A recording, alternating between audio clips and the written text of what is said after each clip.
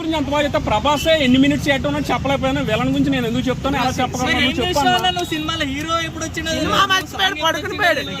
అన్నా నేను సినిమా నాకు నచ్చిందని అదో సినిమా బాగుందని చెప్తున్నాను. ఈ సినిమా దీంట్లో ప్రభాస్ అంటాడు, ప్రభాస్ అంటే సొల్లు పెడుతున్నావు గంట సేపు సొల్లు. నువ్వు బాగా మాట్లాడు తీసేమ్మా, బాగా మాట్లాడతాడంట. నువ్వు కావాలంటే నీకు నచ్చని చెప్పు. ప్రభాస్ సినిమా ఎవరో ఆపలేరు.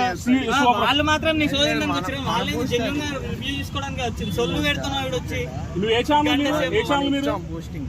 నా ఛానల్ ఈ ఛానల్నా? ముందర అంత కష్టపడి డబ్బులతో తీసుకుంటే రెస్పెక్ట్ ఇవ్వడం నేర్చుకో. మైక్ ఉందని ఏది మాట్లాడుతూ అది మాట్లాడుకో. మైక్ ఉందని ఏది మాట్లాడదు అది మాట్లాడుకో. ఇప్పుడు యానిమల్ బాగుందా? ఆ పచ్చిపూతులు బాగున్నాయా? మంగళవారం సినిమా అదేంటి ఎక్స్ట్రా మ్యారిటల్ అఫైర్స్ అవన్నీ బాగుందా? దాని గురించి ఎందుకు మాట్లాడలేదు? 0% అబ్సినిటీ మూవీ ఎక్సలెంట్ గా ఉంది.